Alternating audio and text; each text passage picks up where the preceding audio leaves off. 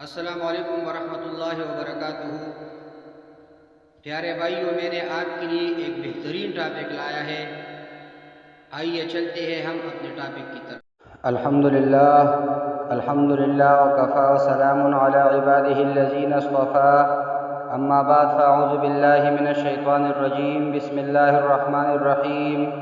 عن ابی ہریرہ رضی اللہ تعالی عنہ قال سمعت النبي صلى الله عليه وسلم يقول من حج لله فلم يرفث ولم يفسق رجع كيوم ولدته أمه، أو كما قال على النبي صلى الله عليه وسلم إن الله وملائكته يصلون على النبي يا أيها الذين آمنوا صلوا عليه وسلموا تسليما اللهم صل وسلم دائما ابدا على حبیبک خیر الخلق كلهم۔ پیارے بھائیوں اور بہنوں، السلام علیکم ورحمۃ اللہ وبرکاتہ۔ ہمارے آج کی موضوع ہے حاجی صاحب سے ملاقات۔ پیارے بھائیوں، حجاج کرام کی واپسی کے بعد بہت سے لوگ ان سے ملاقات کے لیے ان کے گھر جاتے ہیں، لیکن ان سے ملاقات کے لیے بہترین جگہ ان کے گھر نہیں ہے۔ آئیے آج ہم حدیث رسول صلی اللہ علیہ وسلم کی روشنی میں بتاتے ہیں کہ حجاج کرام کے واپسی کے بعد ان سے کہاں ملاقات کی جائے۔ پیارے بھائیوں، اصل بات شروع کرنے سے پہلے دو باتیں عرض کرنا چاہتا ہوں۔ پہلے بات یہ کہ ہماری دعاؤں کے قبول ہونے میں ہمارے گناہ رکاوٹ بن جاتے ہیں۔ ہم بہت دعائیں کرتے ہیں مگر قبول نہیں ہوتے۔ وجہ یہ ہے کہ ہم گناہ پر گناہ کرتے رہتے ہیں اور توبہ کی فکر بھی نہیں کرتے۔ دوسری بات یہ ہے کہ حج ایک ایسی اہم عبادت ہے کہ اس سے حاجی کی گناہ معاف ہو جاتے ہیں، اور وہ گناہوں سے اس طرح پاک و صاف ہو جاتا ہے جیسے جب ماں کی پیٹ سے پیدا ہوا تھا تو گناہوں سے پاک و صاف تھا۔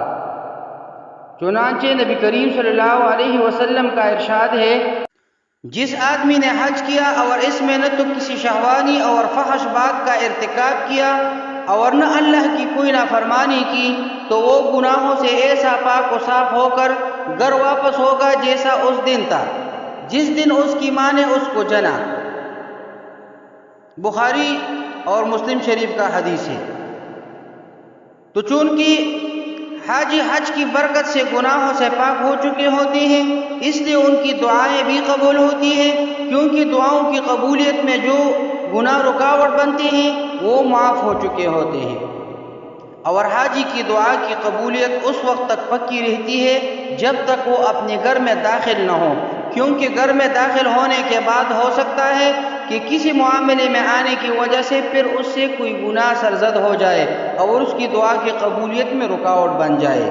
اس لیے اللہ تعالیٰ کے رسول صلی اللہ علیہ وسلم نے ہدایت دی ہے کہ حاجیوں کے اپنے گھر میں داخل ہونے سے پہلے ان سے ملاقات کرو، اور ملاقات کے وقت 3 کام کرنے کا حکم دیا۔ نمبر 1، حاجی سے سلام کرو۔ نمبر 2، مصافحہ کرو۔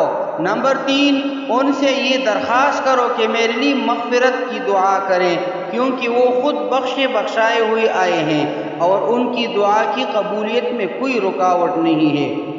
چنانچہ حضرت ابو ہریرہ رضی اللہ تعالیٰ عنہ سے روایت ہے کہ رسول اللہ صلی اللہ علیہ وسلم نے ارشاد فرمایا، جب تم کسی حاجی سے ملاقات کرنا چاہو تو اس کے اپنے گھر پہنچنے سے پہلے اس کو سلام کرو اور مصافحہ کرو اور اس سے اپنے لیے مغفرت کی دعا کرنے کے لیے کہو، کیونکہ وہ اس حال میں ہے کہ اس کی گناہوں کی مغفرت کا فیصلہ ہو چکا ہے۔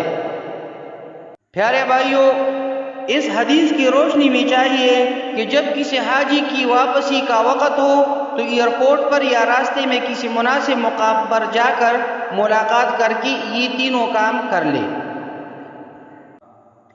ہم لوگوں کی عجیب صورتحال ہے کہ جب کوئی عازم حج سفر حج پر جانے لگتا ہے تب تو اس کو رخصت کرنے کے لیے گھر سے باہر دور تک یا ایئرپورٹ تک اس کے ساتھ چلے جاتے ہیں، مگر واپسی کے وقت ایئرپورٹ یا کہیں راستے ملاقات کے لیے نہیں جاتے بلکہ اس کے گھر آ کر ملاقات کرتے ہیں۔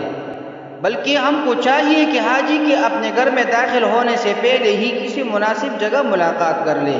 اب ترجمہ سنیے۔